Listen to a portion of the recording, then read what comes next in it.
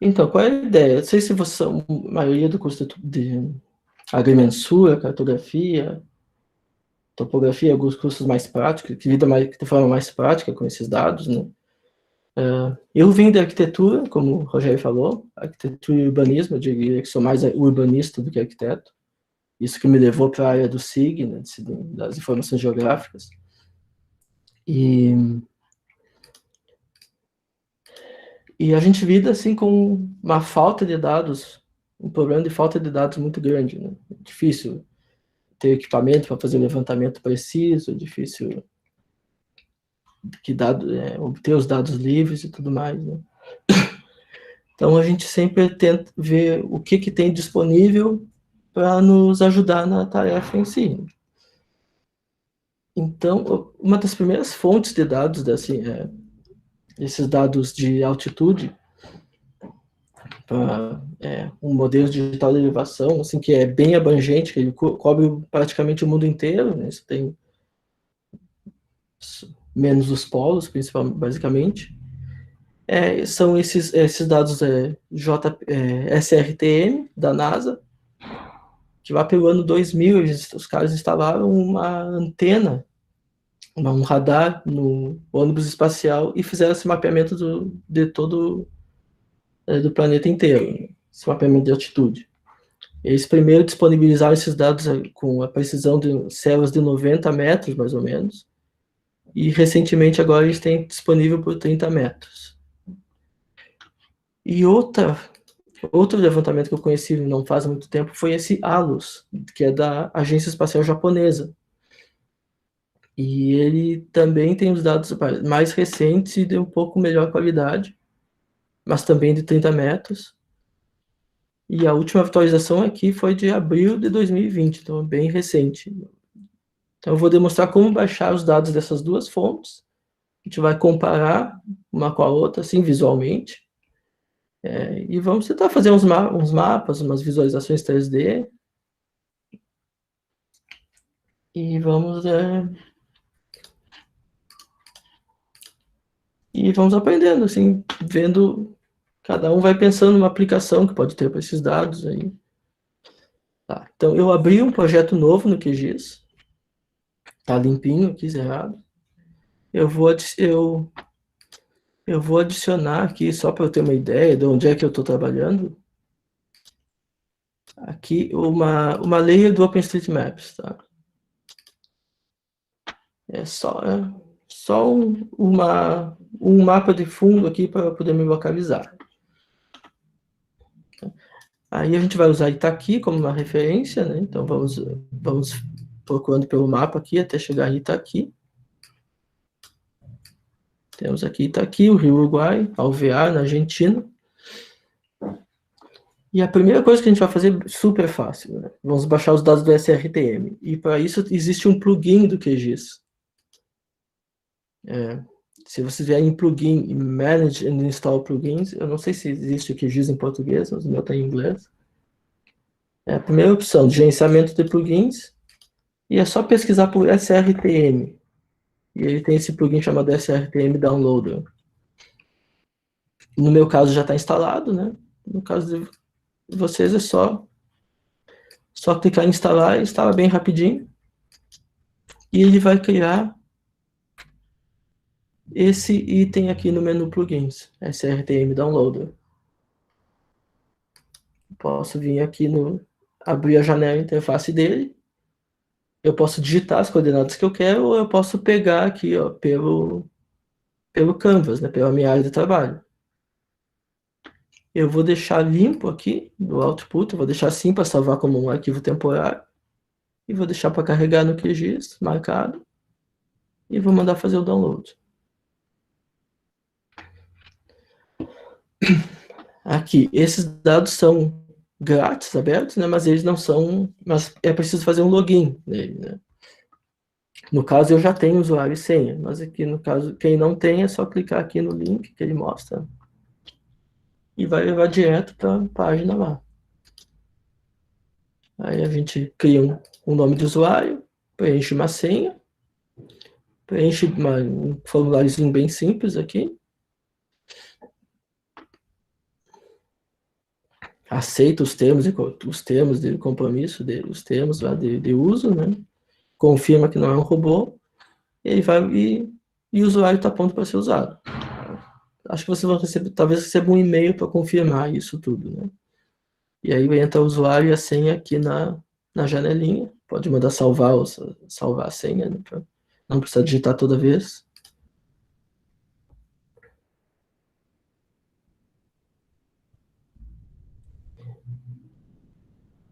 E aí vai baixar bem rapidinho aqui.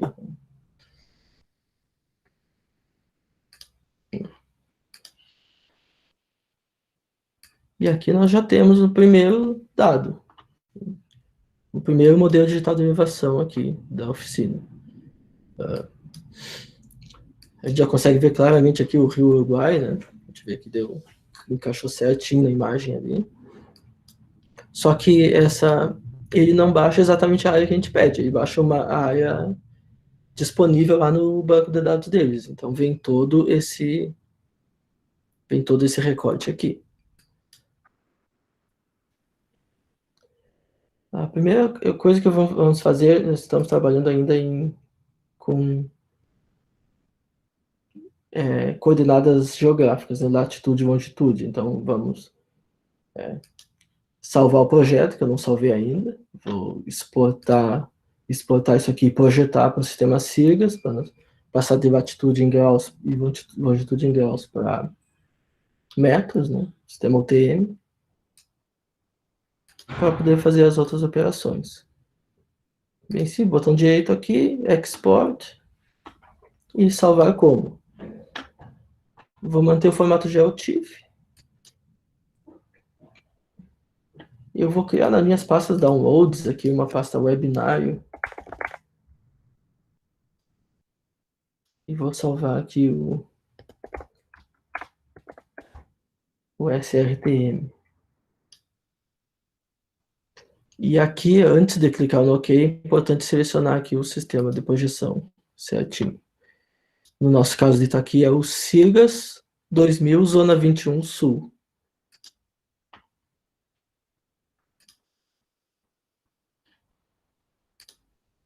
Visualmente está igual, né?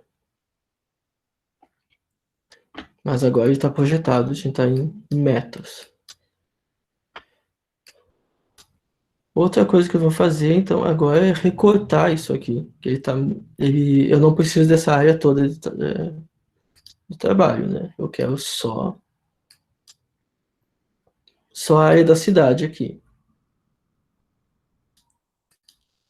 Então, eu vou dar uma certa transparência para ele.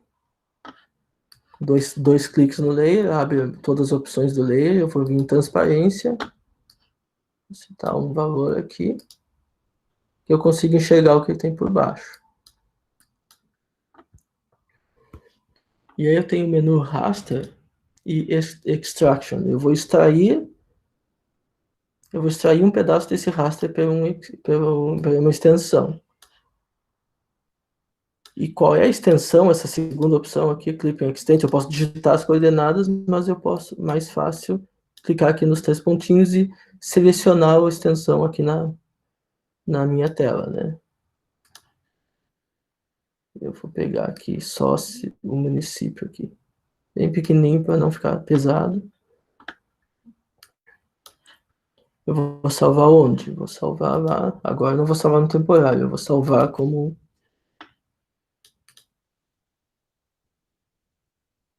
Vou salvar lá na minha pasta do projeto.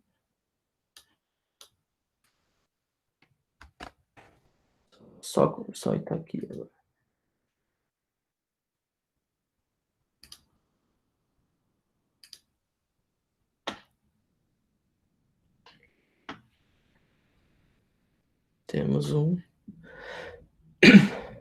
Temos nosso primeiro modelo de elevação. Eu vou salvar o projeto que eu não salvei ainda, né?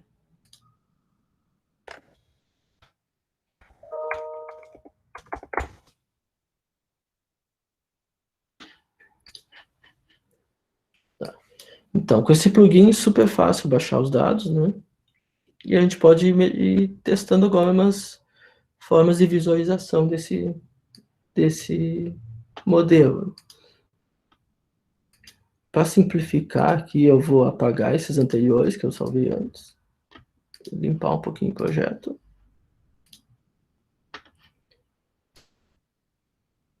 Aqui também eu vou setar o sistema de projeção do meu projeto do QGIS inteiro. Só clicar aqui na direita e também o TMV Sirgas 21.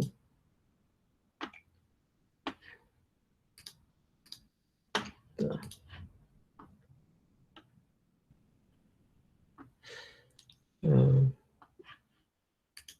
Todo mundo acompanhando, legal aí. Tá.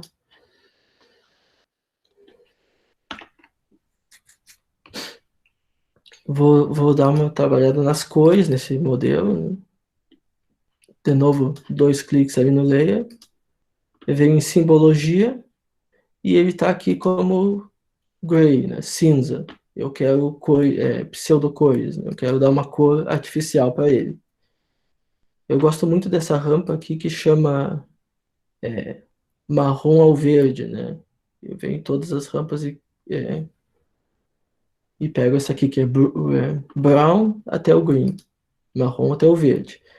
Mas eu quero ela invertida, porque eu quero as cotas mais baixas no verde e as cotas mais altas no marrom. Então eu inverto aqui.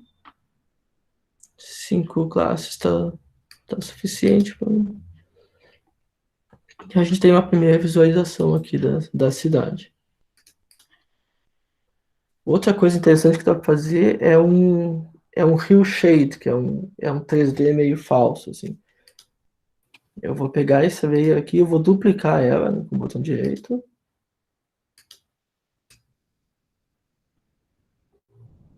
Eu vou renomear ela para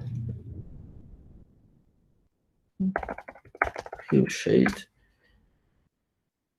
E eu vou trocar as opções dela, bem parecido aqui, só que em vez do pseudocolor eu vou colocar como Hue Shade.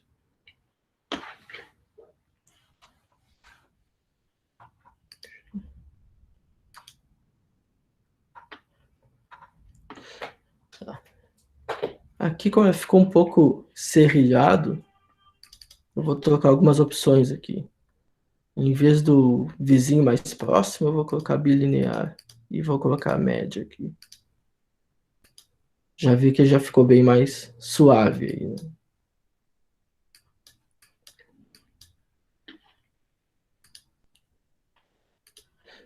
E a gente pode combinar as cores de um com o outro aqui, vindo na layer de cima. E no Blending Mode eu coloco Multiply, eu vou multiplicar as cores. E ele te dá um efeito assim que lembra um certo 3D da cidade.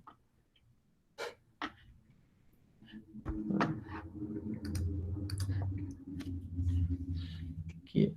Tá, então agora que a gente trabalhou esse modelo aqui do SRTM. Agora eu vou fazer a mesma coisa lá para o modelo da agência japonesa para a gente poder comparar um com o outro. Então, esse aqui chamado... Não, Marcos? Opa. O Maurício aqui pediu se tem como refazer essa parte a partir da duplicação. Tá. O que eu fiz aqui? Eu vou apagar ele aqui.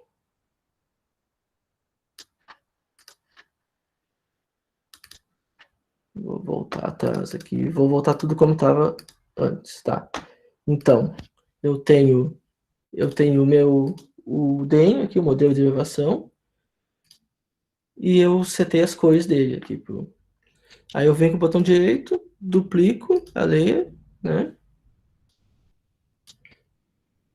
Então, eu tenho 2 layers exatamente iguais.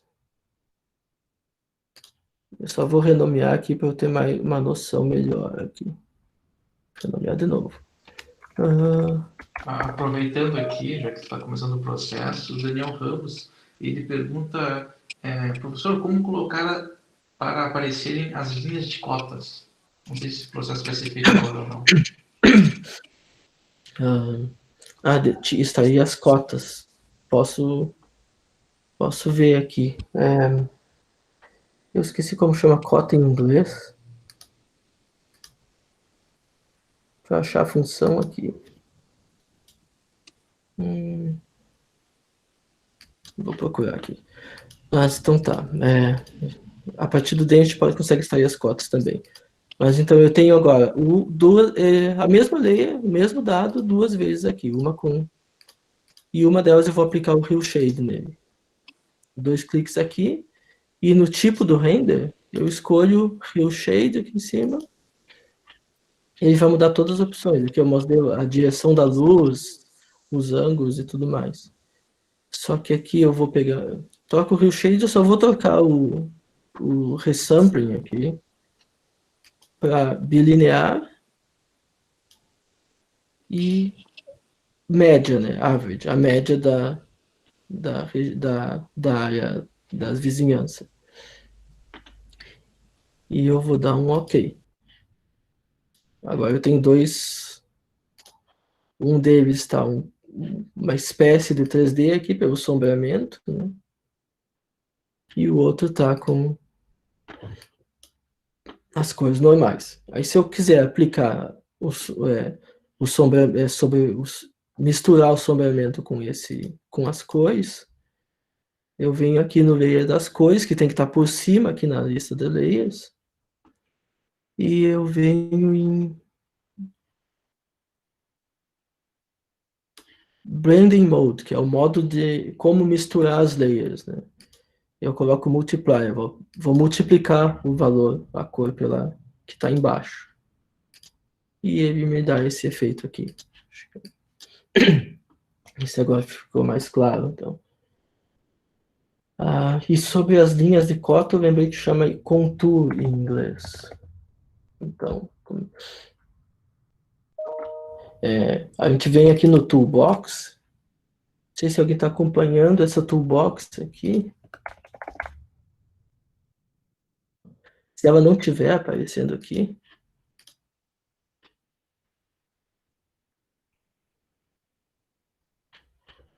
digamos que ela não esteja ali, eu posso vir aqui, ó.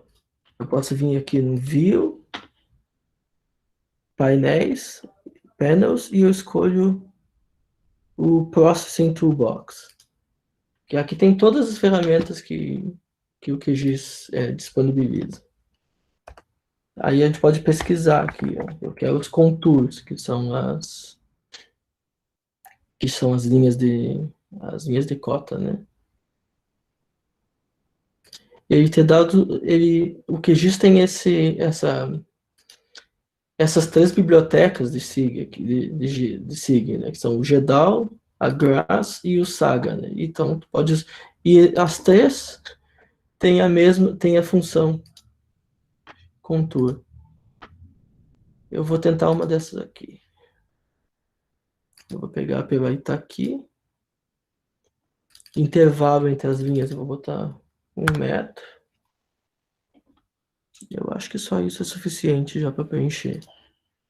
Se eu colocar muito mais que 1 metro, Itaqui não vai aparecer diferença, né? É muito plano. Já rodou e eu tenho aqui as linhas, né? Ele está um pouco quadriculado aqui, né? Está bastante quadriculado, na verdade. Por causa da origem do dado, né? São células de 90 metros e... Não, acho que são 30 metros aqui. Não sei se ele baixou os 90 ou os 30. E ele ficou meio... E é a precisão do dado que nós temos, né? Eu vou tentar fazer um contorno com 5 metros para ver se fica um pouco melhor.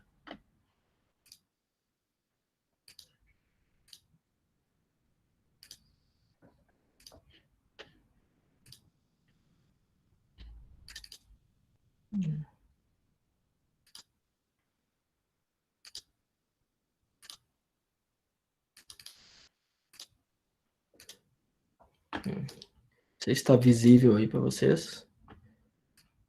5 metros parece que ficou mais condizente com a resolução do dado original, né?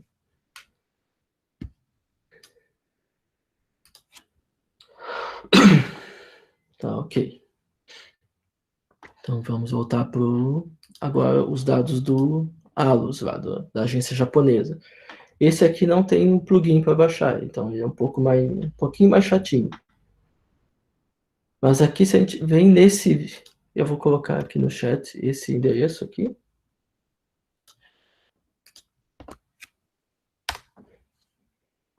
Tá.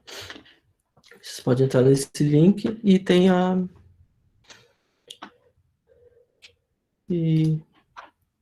e a página do ALOS, que é o Advanced Land Observance Satellite. Aqui embaixo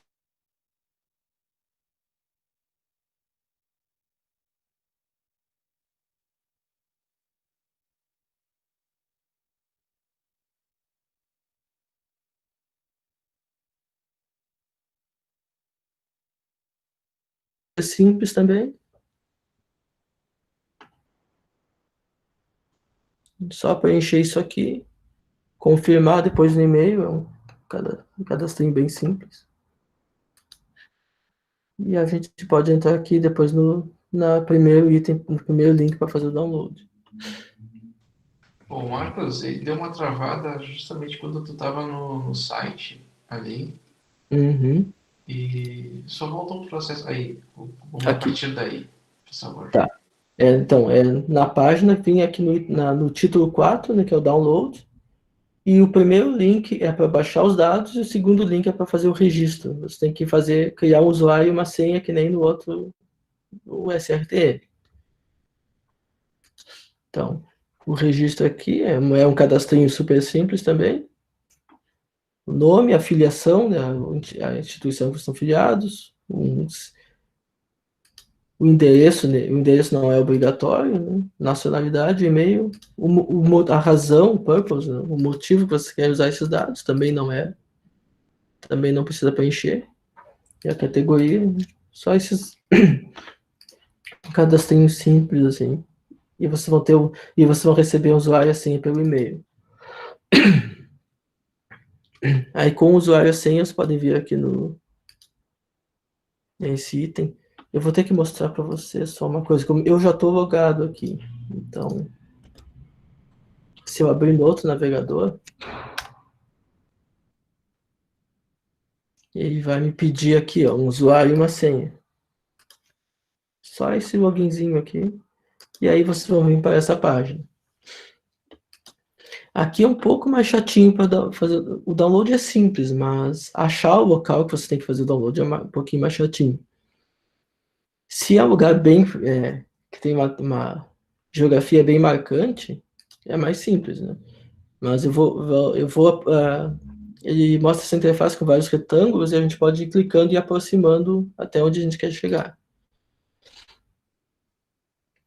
Aqui, quem conhece essa área aqui, ó, é a foz do Rio da Prata, lá, né? O Uruguai aqui é desse lado, a Argentina desse lado. Essa aqui, todo indica que é a bacia do Rio da Prata, que conecta com o Rio Uruguai aqui na fronteira com o Rio Grande do Sul. Então,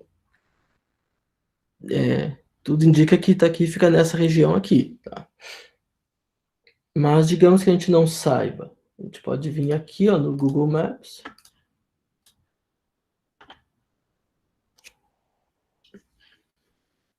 Pesquisa a cidade que eu quero.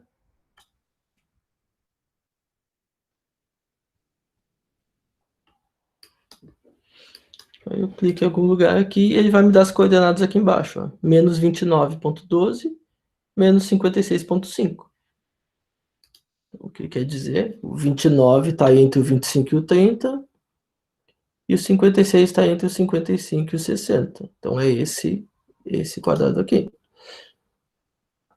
Aí ele vai me mostrar mais uma opção. Aqui está bem difícil de ver qualquer informação, porque toda a planície vai do lado argentino, né? Na dúvida, vocês podem baixar todo esse bloco aqui, vai dar uns 200 MB, eu acho. Mas se vocês passarem o mouse em cima do retângulo, do quadradinho, ele vai mostrar ali embaixo, ó. Sul 0,30, oeste 0,57. Aqui tá sul 0,30, oeste 56. Eu fiz um teste antes e ele pega 57 ali embaixo, significa que é até o 57. Então, é 56.1 até o 57. No primeiro teste eu baixei esse aqui, baixei errado. Então, é esse quadradinho que vocês querem. Então, só para recapitular. Então, se é 29.1, você tem que pegar a opção 30 lá, porque ele quer dizer que é do 29.01 até o 30. E o 56.5, então você pega a opção do 57, que é do 56.01 até o 57. É esse quadrado daqui.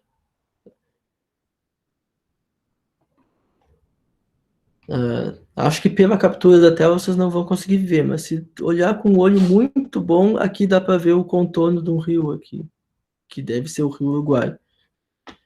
Mas você pode fazer o download nesse botão daqui. Eu já fiz esse download, então eu não vou fazer agora para não forçar muito a internet. Mas aí é um arquivinho de são 8 MB. 8.4 MB. Se você for baixar aquela tela anterior, são 200 MB, eu acho. Ele vai baixar um arquivo zip. Você pode descompactar esse arquivo aqui numa pasta. E cada arquivo tem três modelos, 3 arquivos TIFF. Eu vou pegar esse primeiro aqui, que é o DSM. Ó, acertou o local ali. E é meio parecido com SRTM, né? Ele pega uma área bem maior do que a área que me interessa, né? Nada impede de trabalhar com essa área toda, mas tudo vai ficar um pouco mais lento só.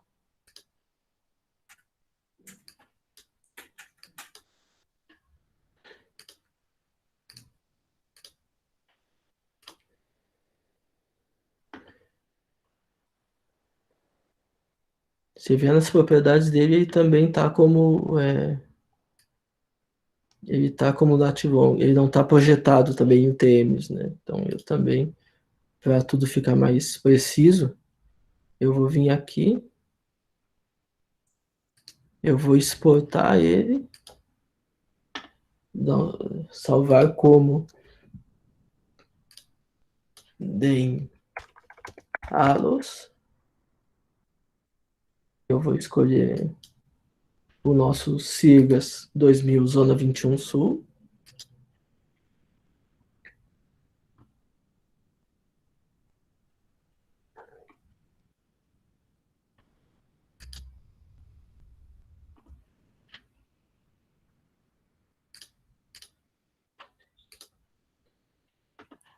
E eu vou recortar ele naquele pedacinho que me interessa. Então é raster, extraction e clip raster, pela extensão. Nesse caso, eu não vou desenhar a extensão na tela de novo, porque eu quero que ele fique igual àquele anterior.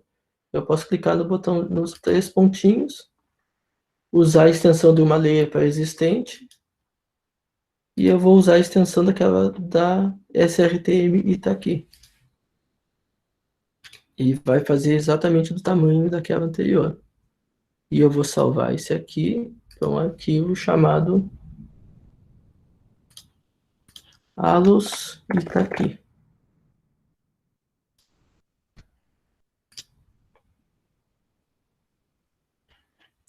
Tá, está feito já.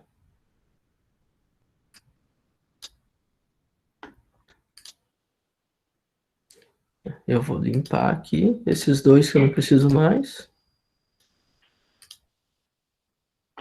Vou salvar o projeto e vou lá olhar.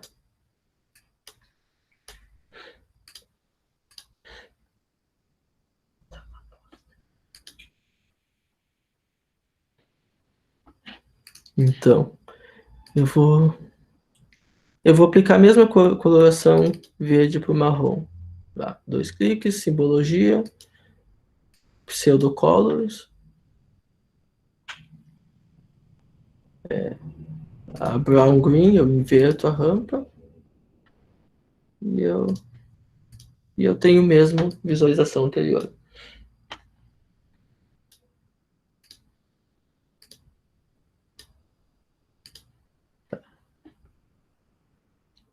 Agora que a gente vai poder comparar, ver como esse modelo japonês, ele é um pouco melhor que o modelo anterior, tá?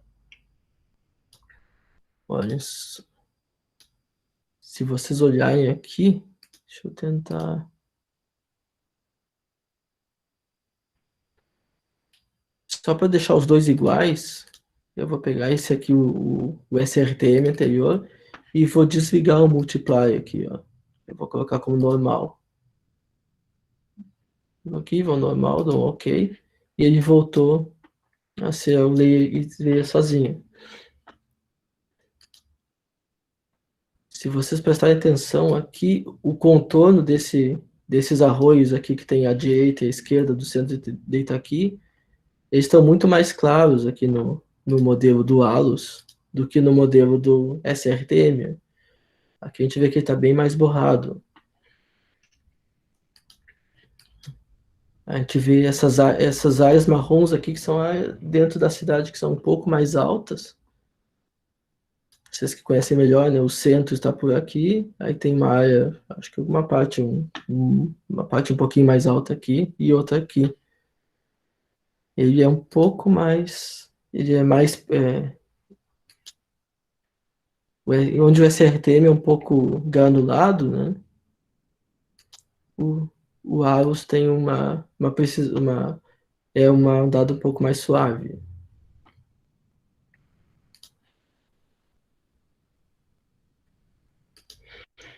Ah, vocês estão me acompanhando? Quem conseguiu baixar os dados? Se alguém conseguiu baixar os dados do Arus, se demora muito aí, se alguém está tentando baixar ou acompanhando aí, pode. Tá. Eu vou fazer a mesma coisa com esse aqui. Eu vou criar o Rio Shade dele. Eu vou duplicar.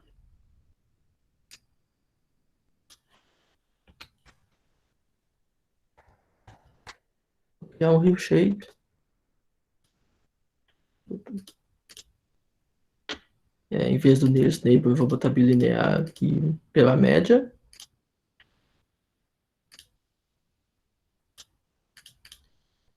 E aqui eu vou mandar ele multiplicar.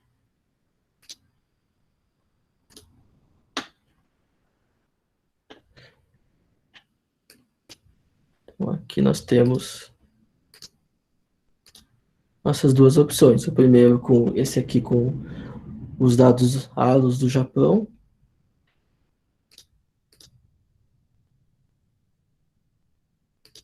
Aqui falta eu ligar de volta o multiply.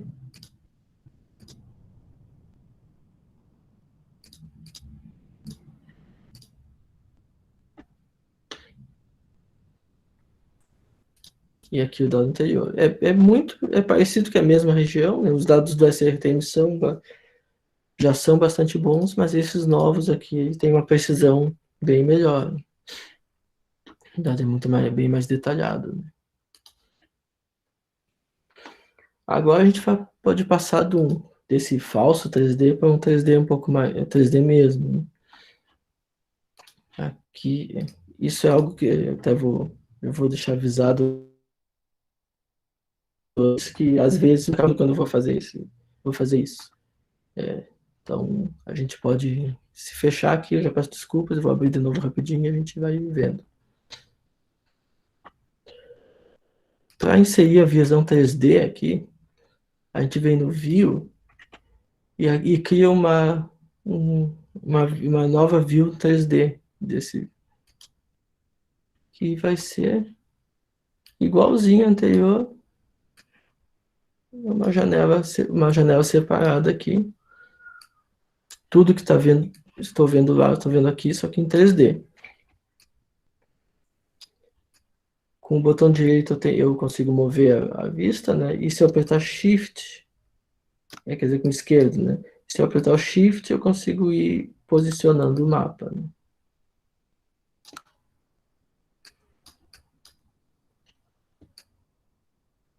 Qual é o problema dessa visão aqui?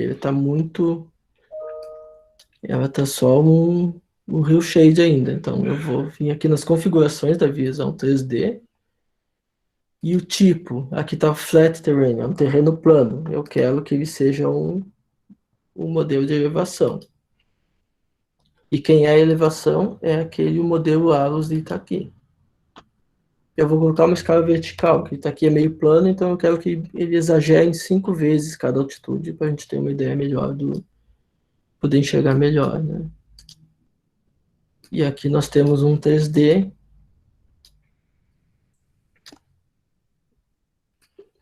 da cidade lá. Dá para ver o rio mais baixo, dá para ver a margem do rio, aqueles morros que a gente estava conversando antes. E se a gente vier aqui e mover esse OpenStreetMap lá para cima dele, ele também pega o 3D, a gente consegue ver a área que é mais alta ali um pouco. Esse bairro aqui à direita. Não fica tão clara a visualização, mano, pela captura da tela, né? Mas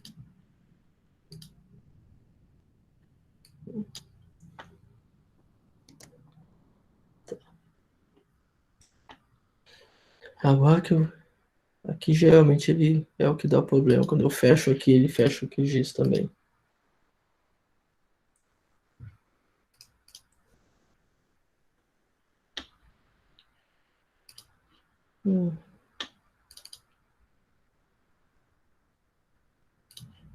Agora a gente pode ir para uma última etapa aqui,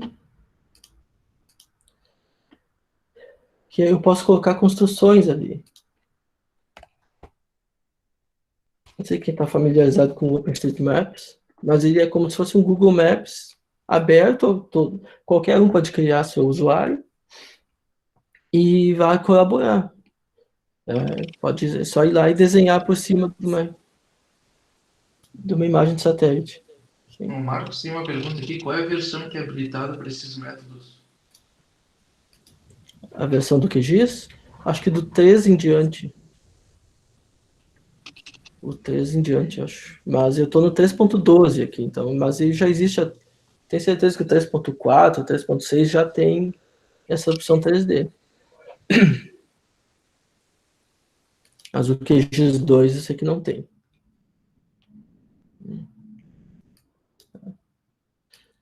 Então, tudo que a gente está vendo aqui de Itaqui é porque alguém mapeou de graça, algum usuário,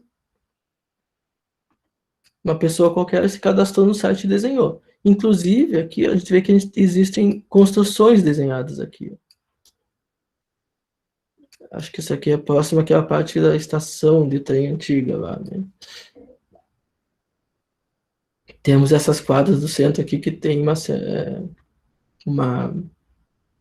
construções. Eu vou tentar baixar essas construções aqui e colocar lá em cima do meu mapa. Para isso eu preciso de outro plugin, que é o Quick OSM, Quick OpenStreetMaps, que chama. Esse plugin aqui. É só vir em plugins, gerenciar plugins e Quick OSM. Ele baixa os dados direto do OpenStreetMaps e salva aqui no nosso projeto. Ele cria um menu nessa opção Vector aqui, Vector, Quick OSM, e eu venho aqui, Quick OSM. Aqui. Eu só preciso de 3 opções aqui. Eu digo qual é a chave, qual é o valor que eu quero filtrar e qual é o lugar. Eu quero só tudo que for building, tudo que for construção. Eu quero que tenha a chave yes, que é sim. E eu vou colocar Itaqui, Brasil. Brasil com Z, porque o OpenStreetMap é chave melhor. E eu venho aqui para executar a pesquisa. Se eu não colocar esse filtro do building, do yes, ele vai baixar tudo. Vai baixar as ruas, vai baixar a área do município, tudo que estiver disponível marcado como Itaqui, ele vai baixar. Também é bem útil para outros trabalhos, mas aqui eu não quero poluir demais. Né? E aqui nós temos nossos prédiozinhos aqui.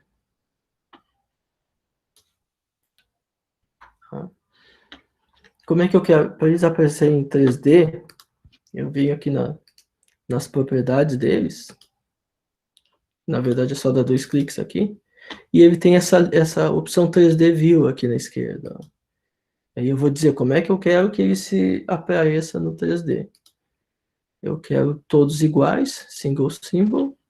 Eu quero fazer uma extrusão neles. Eu só vou puxar o desenho dele, do contorno, e vou fazer um bloco em 3D. Só com 6 metros de altura, como se fosse 2 andares.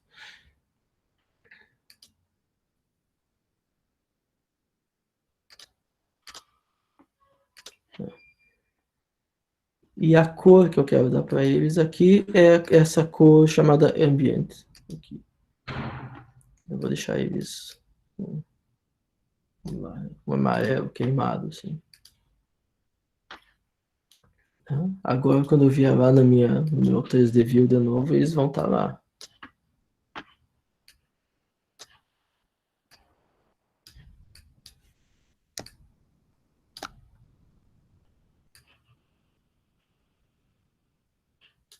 Aqui tá os bloquinhos. Eu vou ter que refazer aqui, porque ele não salvou da última vez, né?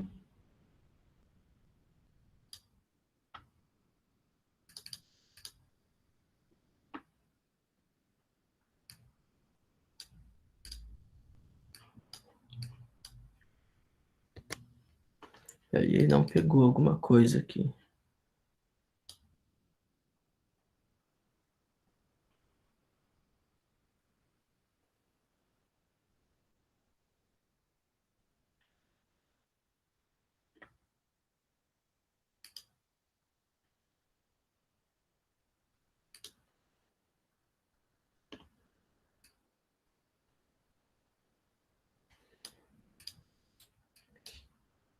Acho que eu esqueci alguma coisa que eu... Certeza que eu mostrei pro Rogério, os cubinhos estavam aparecendo ali.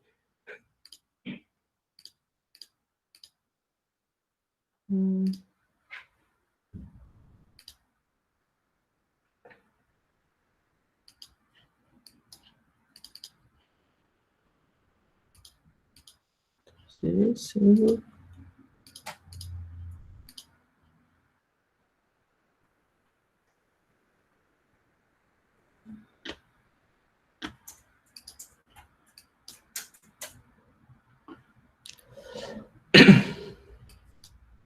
Alguma coisa tinha que estar errado. Eu não sei se eu esqueci o que eu esqueci aqui. Mas, então.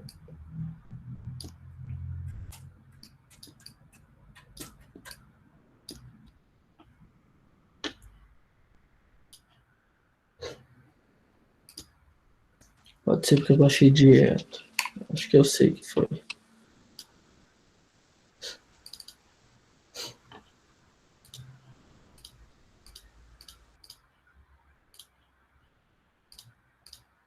Sei que foi.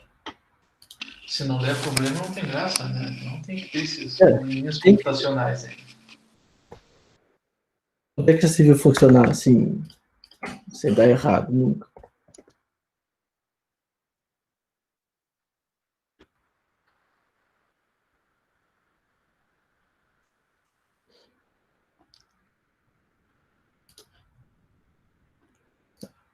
Eu acho que faltou eu salvar ele como em UTMs. Então eu vou... Mesma coisa que eu fiz com os rasters, né? Botão direito, exportar. Eu vou aqui... Construções. E aqui eu vou dizer o nosso Cegas 21.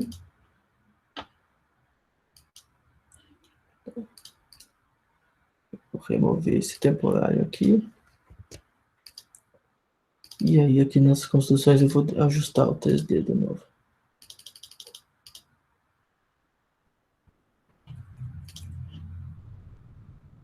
Vou deixar vermelho dessa vez, ver se dá mais sorte.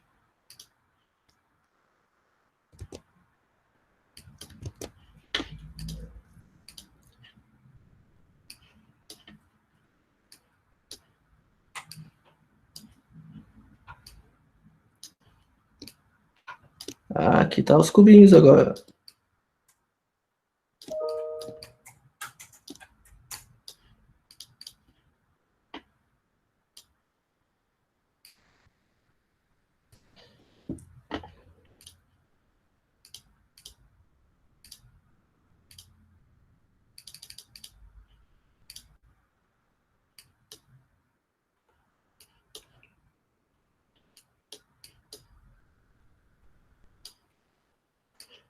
Ele não é muito perfeito, ele sobe, encaixa no terreno e alguns ficam meio que voando.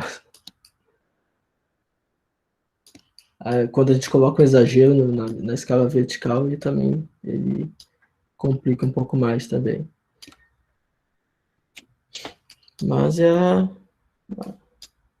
funcionou, isso que estava faltando, tem que projetar ele, tirar das coordenadas lat-long e fazer em TMs, em metros, que aí dá certo.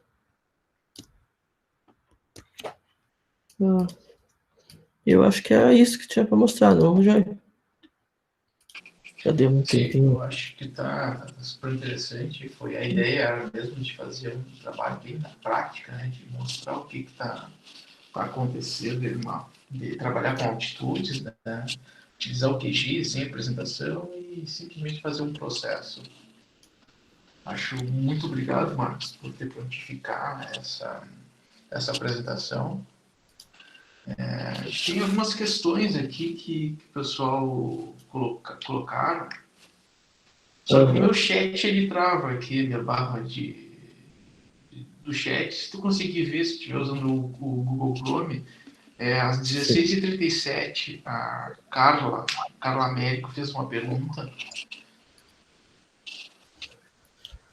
Deixa eu ver, 25, as cotas aqui eu vi. O pessoal da UERJ aqui. 16h37. Isso. Os calçados. A Carla Américo. Isso.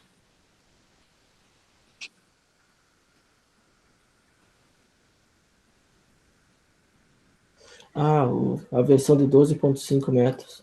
Não, eu não testei essa fonte de dados aí. Eu só baixei, não faz muito até que eu fiquei sabendo dessa Alus aqui. E é que nem acredito que seja que nem a SRTM, né? Eles lançaram a primeira versão de 90 metros, depois eles reprojetaram para 30.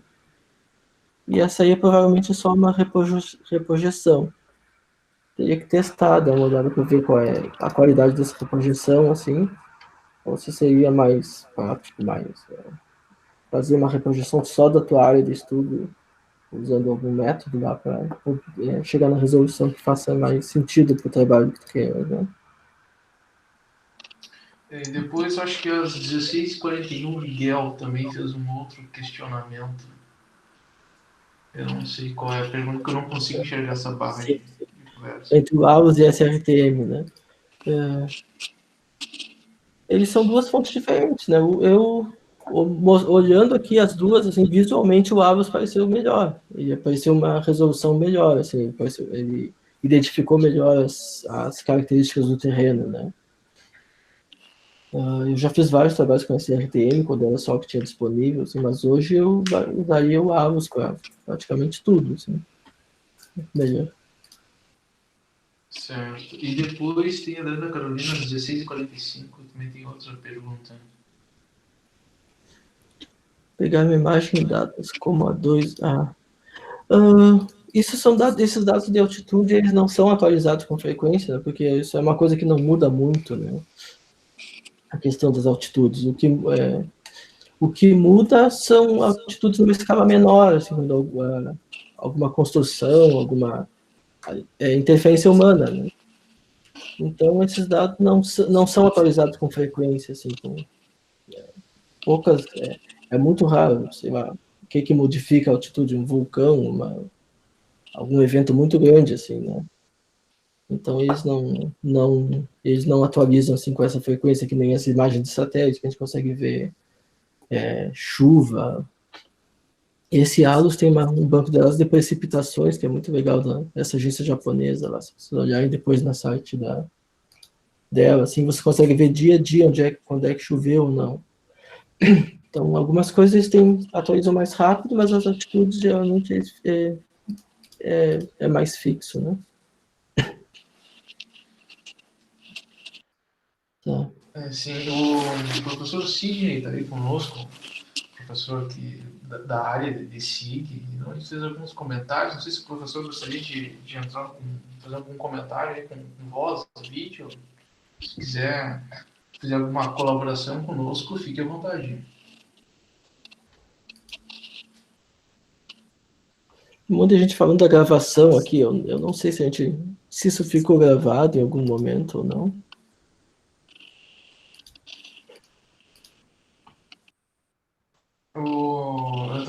Sobre a disponibilização do vídeo, eu estou gravando aqui essa apresentação. Logo, assim que possível, eu coloco na página do curso de agrimensura do campus de Itaqui, essa apresentação.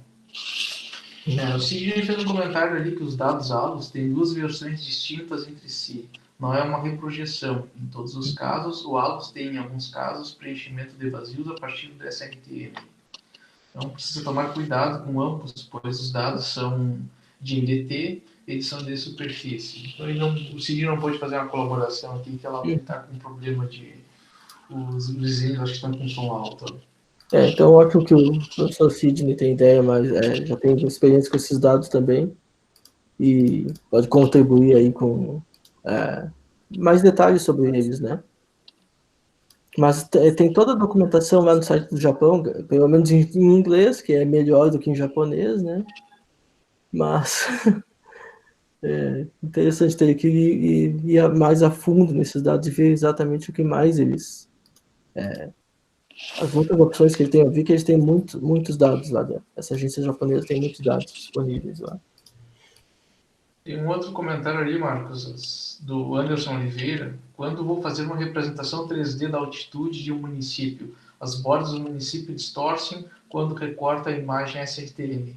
Qual a sua sugestão? Tem como dar certo se eu recortar a imagem SRTM para representar o município tridimensionalmente?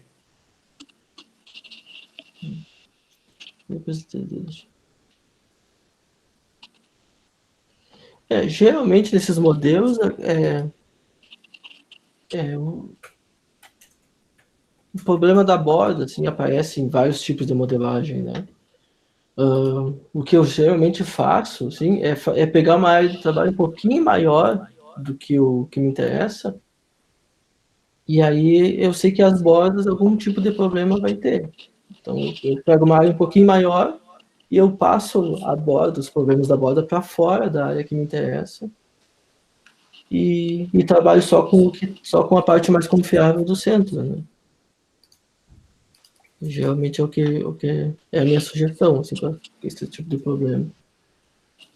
Expande uns 10% assim, da tua área, ou alguma coisa assim.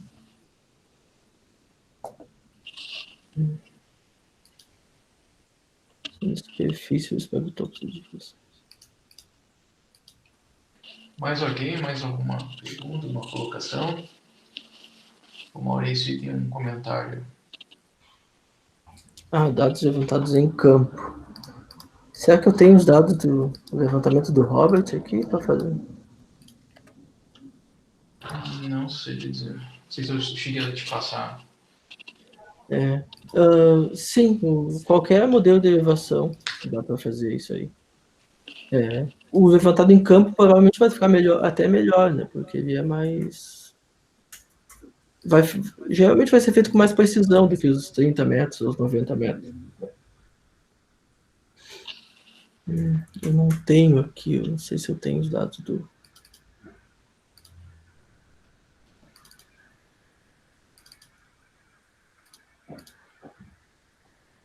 Mas o Roberts tem o levantamento lá de Itaquira, né? Aquela área ali mais próxima à margem do rio, que foi feito com muito mais precisão, né? Com GPS e tudo mais. Ele pode até explicar melhor como foi aí. Mas a resolução é bem melhor, né? Então, para uma visualização 3D, de repente, com certeza vai ficar mais preciso, né? O Alexandre Lopes quer fazer um comentário sobre esse processo?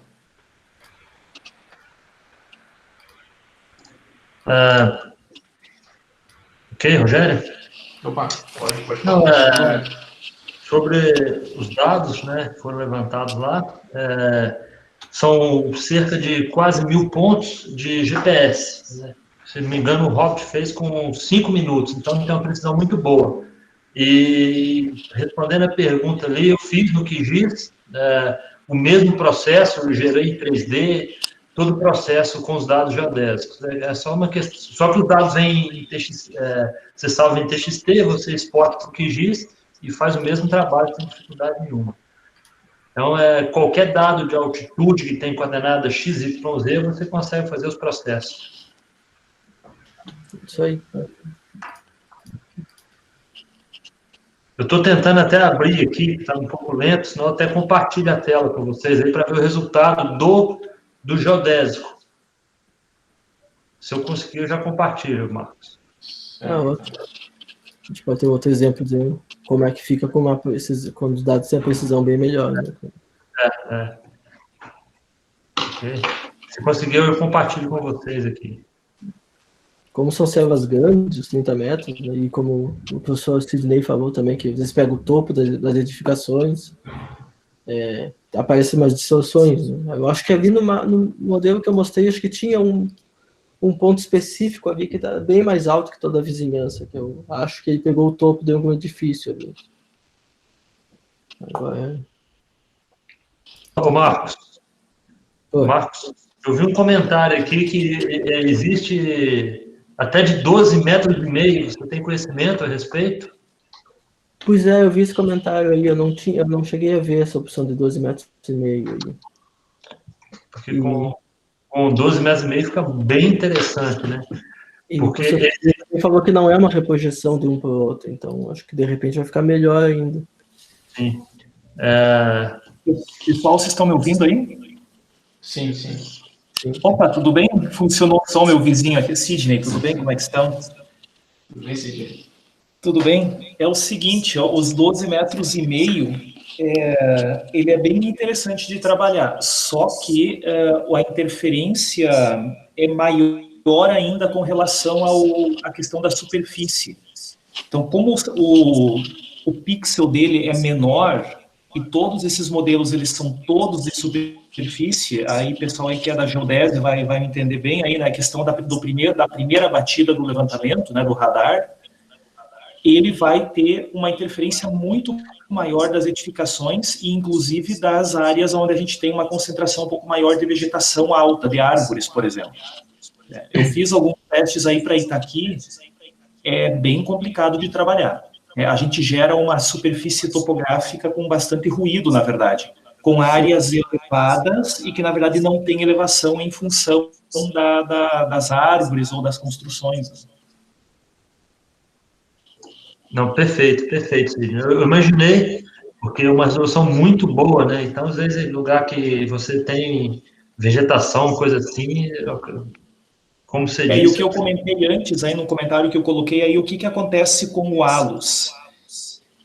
Como o ALUS, às vezes, ele tem algumas falhas na hora da passagem, eles fazem um preenchimento daquelas células que estão sem dados, utilizando os dados do SRTM.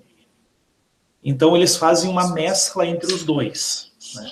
Então, tem que tomar, assim, a gente tem que, na verdade, fazer um estudo muito bom, né, do dado, assim, para saber se o resultado que a gente está gerando realmente é né? Eu sugeriria para o Marcos fazer uns testes usando os dados reprocessados do SRTM que estão disponíveis no INPE, que são os dados do projeto TopoData.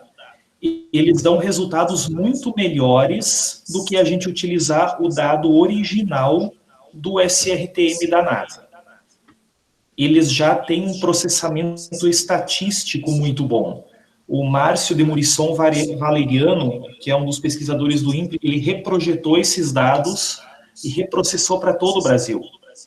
Então, assim, o dado está livre, eu até vou pegar o endereço e vou botar aqui no chat. E é bem interessante, porque aí, na verdade, a gente tem um dado que já tem uma filtragem estatística, né? E ele dá um resultado bem interessante. Eu não sei, Marcos, se tu já chegaste a utilizar esse dado alguma vez, né? Ótima sugestão. Sim, eu queria aproveitar aqui no webinar para mostrar o plugin do QGIS, que facilita bastante isso, né? Então, um trabalho rapidinho. Na verdade, usando o TopoData, a gente tem até que fazer algumas mesclagens de vez em quando, emendar alguns dados e coisa e tal, né? Mas Isso. Sim, para manter aqui mais rápido, mais fácil, pessoal.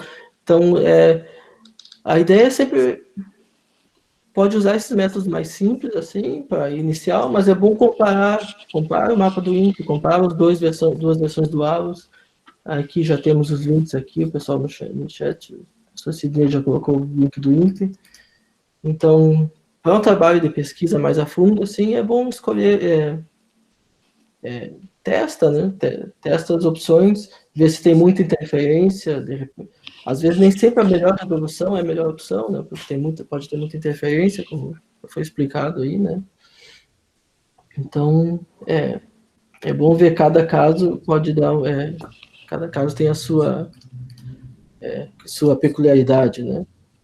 Mas eu já usei esses dados do INPE, realmente os dados do INPE são muito bons, assim, né? Nós temos muitos dados disponíveis, né? Mas o plugin da CRTM facilitou tanto a vida ali, que acho que para um estudo inicial, assim, o jeito mais fácil de começar é por ele, né? Com certeza, ele ajuda muito, né? Que não precisa ficar baixando o dado, indo lá, fazendo download, né? Então... Isso, Pessoal, mais alguma pergunta, mais algum comentário?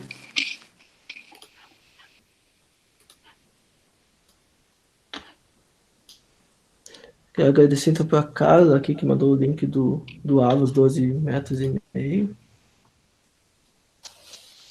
Uma interface web bem interessante, abriu aqui.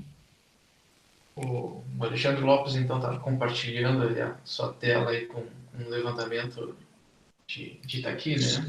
Sim, esse aí eu não fiz o 3D, mas só o mapa de cores. Esse aí é o resultado da geodésia que foi feito pelo Robert.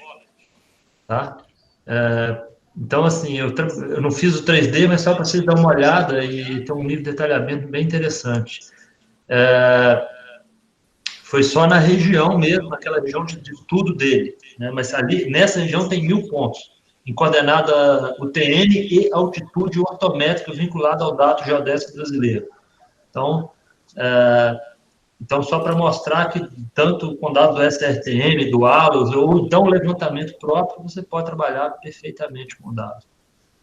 Era isso, Rogério. Sim, esse aí é o mais preciso que a gente consegue, né? O Robert foi lá e coletou os pontos, 5 minutos em cada ponto, esperando o GPS sincronizar. Então, sim. E a gente, olhando aí os dados a tela do Lopes, né? A área coletada é mais ou menos um L, né?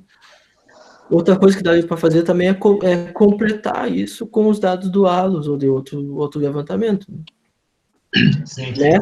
Esses dois os pontos do Robert com os pontos do ALOS e faz uma nova superfície interpolada, onde a gente obviamente, teria que sabendo que a precisão ali naquela área é muito melhor que no resto, mas a gente pode ter a área mais completa, mesclando essas informações. Só para contribuir aí, teve um trabalho já de um colega do professor Alexandre do Rio Grande do Norte, que ele fez uma calibração de um SRTM utilizando esses pontos, né? Porque, na verdade, esses pontos que nós levantamos, ele tem esse desenho desse L, porque nós procuramos levantar as proximidades que mais sofriam com a inundação. Aí a gente deixou de lado um pouco o centro da cidade, né? Mas seria interessante fazer esse teste que você citou aí, Marcos. Sim, é bem fácil conectar os dois. Obviamente vai dar tem que testar bem para não dar um degrau ali onde junta os dois dados. Tem que testar essa compatibilidade, testar os interpoladores. Marcos, sim? Desculpe te cortar. Em relação às construções ali, eu percebi que até no QGIS aqui, quando eu baixei, existe o centro da cidade levantado ali. Será qual a origem desses dados? Alguém desenhou isso aqui, cara. Não, eu estou perguntando porque pode ser até aproveitando o professor Cid, se estiver online aí, porque a gente tinha os dados do GEO Itaqui, e foi feito com topografia. Pode ser que esses dados, alguém alimentou esses dados no sistema, era a dúvida. Não, Alexandre, eu acho que não. porque esses dados eles nunca foram disponibilizados, na verdade, né? Sim. E eu até suspeito, talvez, que possam ter até sido alguns alunos nossos na cadeira de cadastro, por exemplo. Que, em geral, os professores de cadastro usam algumas quadras da cidade, coisa e tal, né? Então, e o OpenStreetMaps, ele é muito prático, né? Tu desenha e alimenta lá, e eles validam, em questão de 2, 3 dias, já está no ar o dado, né? Então, pode ser de algum aluno nosso até, né? Mas aqueles dados do GEO Itaqui não são, não. Não, porque seria interessante, né? Uma ferramenta bem interessante de trabalhar com cadastro também, né? De deixar o dado, logicamente, com permissão da prefeitura e tal, os dados bons, deixar disponível para o município, para os usuários. Mas era essa a dúvida. Eu estou vendo aqui tô vendo aqui na interface do OpenStreetMap se ele tem como ver quem foi o usuário que fez isso. Eu não estou achando aqui, mas não sei se ele tem um histórico de atualizações a cada... Não estou achando aqui, mas eu achei que ele tinha isso. Enquanto isso aí, professor Cid, aproveitando, já tem alguém fazendo uma pergunta para ti. Como faço para identificar essas falhas no ALUS 12.5 de forma simples e segura?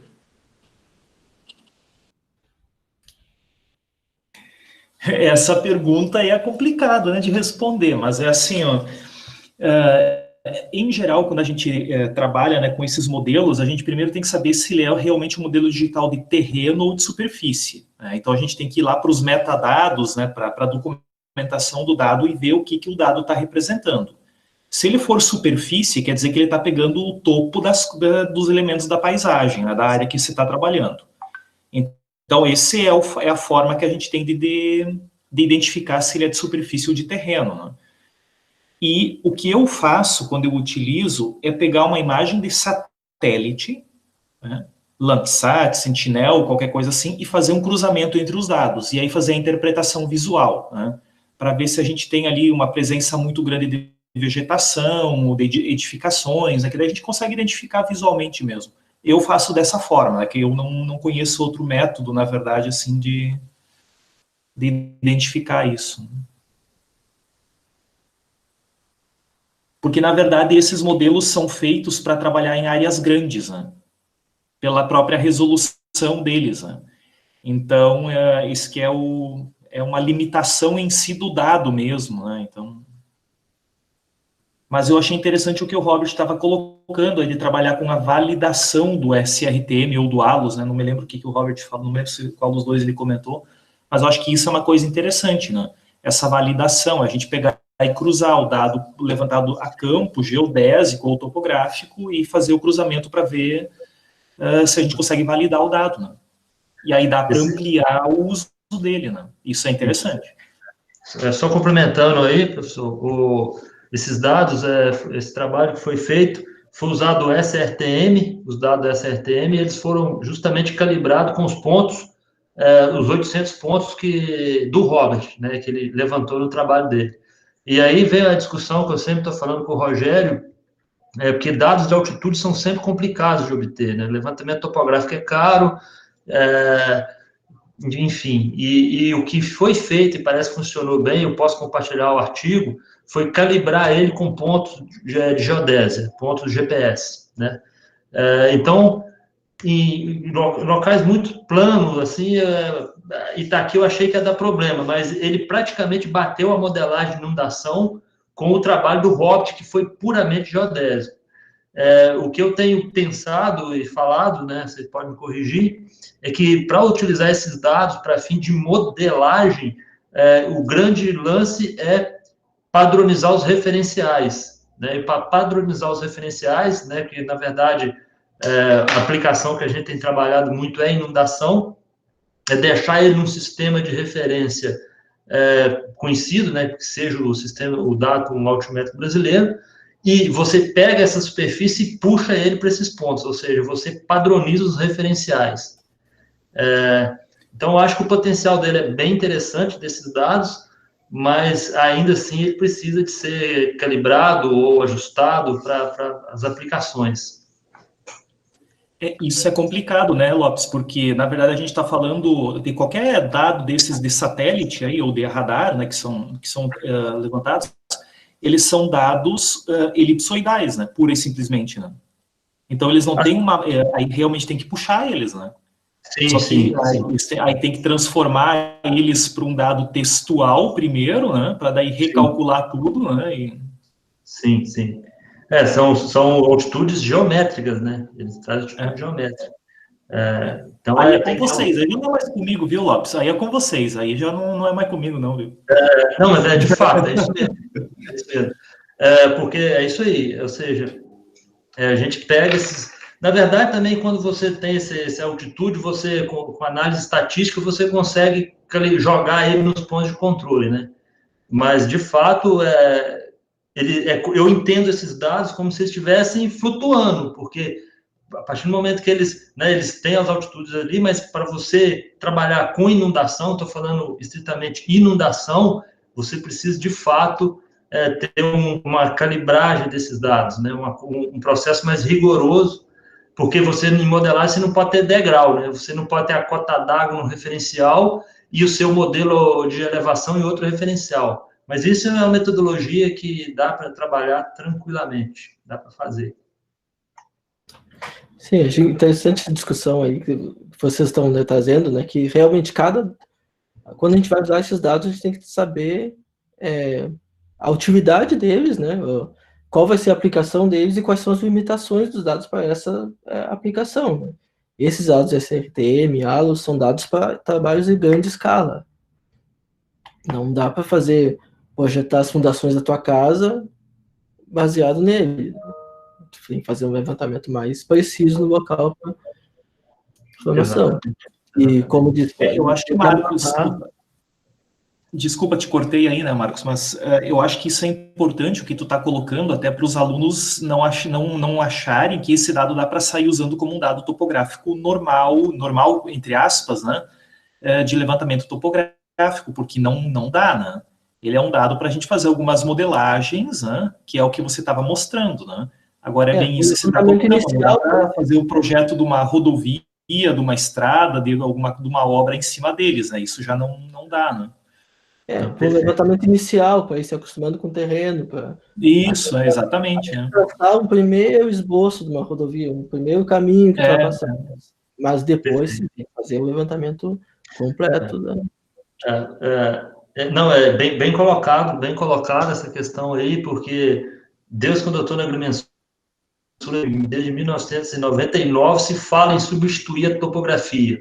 E eu estou até hoje, né, já em 2020, e até hoje não se conseguiu substituir a topografia de fato, né? Existem ferramentas complementares, né? Mas claro que é muito bom, mas a precisão do ponto, a topografia, ela é fundamental ainda. Isso é bem colocado, porque às vezes os alunos, né, principalmente o pessoal acha, não, agora está resolvido, fez-se um milagre. Não, nem o GPS substituiu a estação total e nem o satélite vai substituir. É bem por aí mesmo. E também nós estamos um pouco atrasados nisso também, porque se a gente olhar nos Estados Unidos, tu consegue dados desses modelos com 1 metro de precisão, né, de resolução. Enquanto nós aqui estamos limitados aos 30 metros, aos 12,5, com muito ruído. Então, tem alguns lugares que tem os dados que disponibilizam para eles, né, para eles próprios, o uso próprio deles, com muito mais precisão, né. Então, nós temos que saber qual cada dado para que ele é útil, né? E não exagerar. Eu não sei quem usa drone, né? Eu vi algumas coisas de drone, talvez eu não tenho muito conhecimento do potencial do drone, eu não sei, mas eu acho que eu já vi gerar coisa bem interessante com drone. Eu ia falar a pergunta do Daniel Ramos aqui, ó, e pergunta se o OpenStreetMap é possível carregar levantamentos já prontos. Sim, eles têm uma opção, assim, se tu tem eles levantar bases do IBGE, bases, para não começar do zero, assim, eles fazem já foi feito em outros tempos, assim, para não começar do zero, levantar esses dados, fazer o upload, assim, das bases de dados principais que já existiam, para depois ser mais detalhada pelos usuários, né?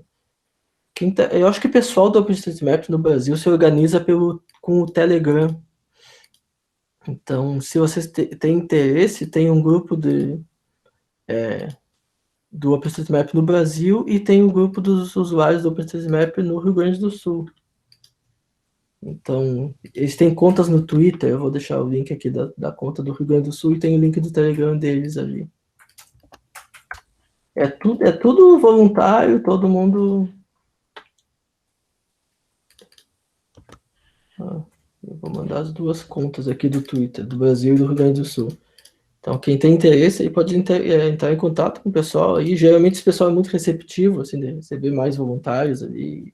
E tem fóruns, eles decidem os planos, assim, quais cidades eles eles vão mapear, eles fazem uns mutirões, assim, é bem interessante. Até eu estava sobre esses dados aí, esses que está aqui, esses países que a gente estava falando, eu achei aqui o usuário que incluiu aquilo foi um certo santamariense, o nome dele, o perfil dele. E a foto dele é do seu Madruga, então não dá para saber bem quem é a pessoa. Mas tá aí o link dele também. Tem os usuários, tem tipo um perfil assim, do usuário, o que ele fez, quais são os interesses dele. Tá. Tem mais outra pergunta ali do Miguel Davi. Se for utilizar os dados topográficos extraídos do ALUS, tipo a elevação de pontos coletados em uma bacia hidrográfica, seria recomendável?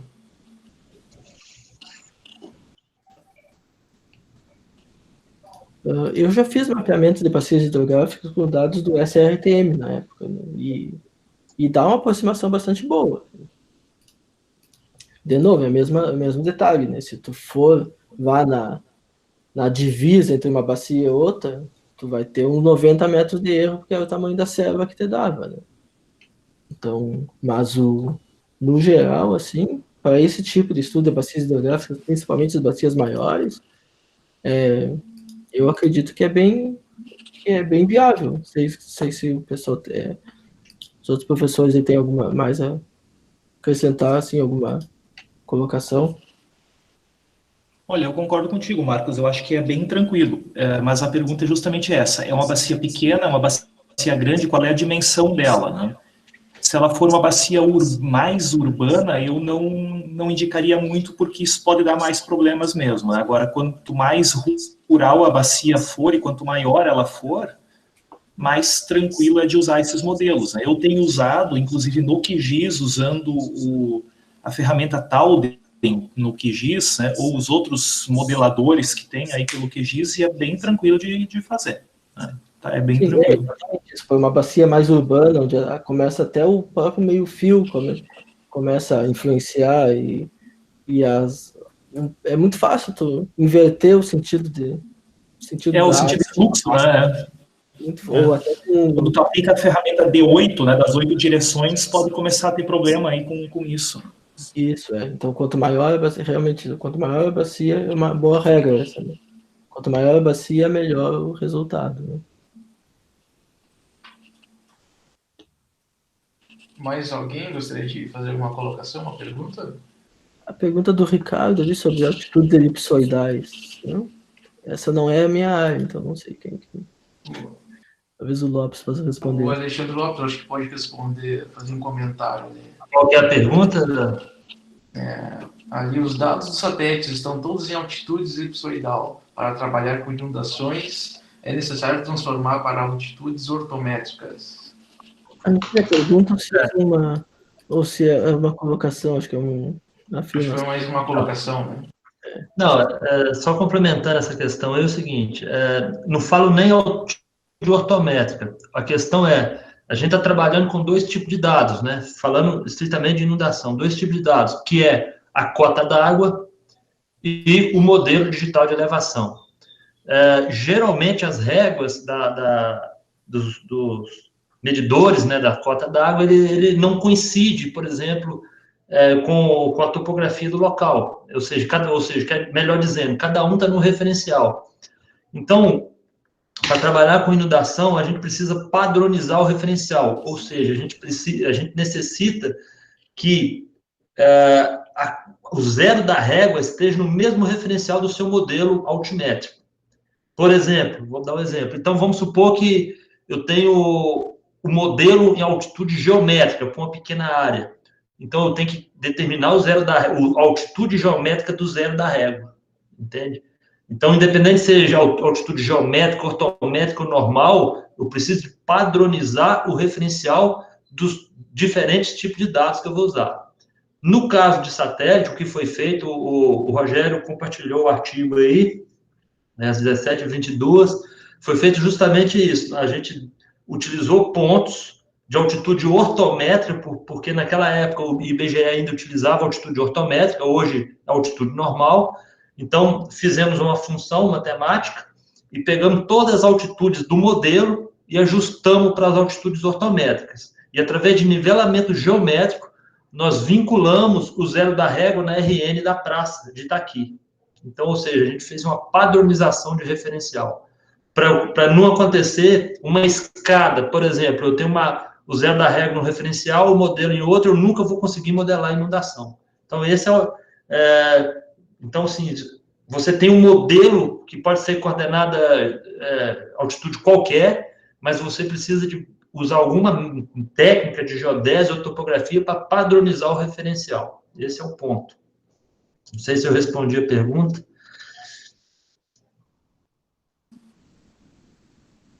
Eu acho que era um comentário dele. Nem era uma questão de pergunta. Então tá. Acho que então tá certo. É ótimo que vamos aprendendo todos aqui, né? Bom que pessoas de várias áreas, assim, cada um vai incluindo as suas experiências, e vamos construindo aqui um conhecimento. Né? Não, show de bola. Show de bola. Mais alguém gostaria de fazer algum comentário?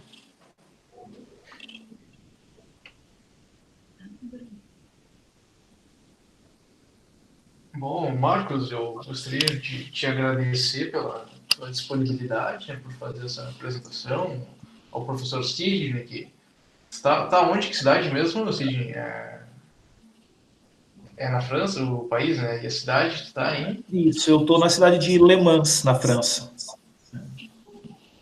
Jóia. Como é que está aí? Quase no Voltando à vida normal? Quase em 0 graus aqui de longitude. Boa. Eu também agradecer as colocações do professor Alexandre Lopes. Muito obrigado. Eu que agradeço a oportunidade de convidar. Foi muito bom, aprendi, Marcos. Uma ferramenta bem interessante. Obrigado pelo convite. Eu vou tentar deixar disponível isso na página então, do curso, esse vídeo. Depois, depois dessa apresentação, eu tento fazer alguma edição ali e tento deixar disponível então, no YouTube ou um link na página do curso, visto que só olhando ali a apresentação é praticamente quase impossível tu acompanhar. Então, tem que olhar pausadamente, né? Rogério, eu vou refazer os passos olhando o vídeo depois de novo, sabe? Sim. Vai estar na página do curso da agrimensura da Unipampa, né? A princípio, sim. Eu vou ver se eu consigo colocar ali, mas a princípio não tem problema nenhum e eu vou um link ali pro YouTube. Perfeito. Boa, Rogério. É isso aí. Certo? Então, pessoal, muito obrigado pela presença de todos. Então, nos vemos em um próximo seminário. Obrigado, Marcos. Obrigado a todos. Valeu, muito obrigado pelo convite aí. Até a próxima. Obrigado. Valeu.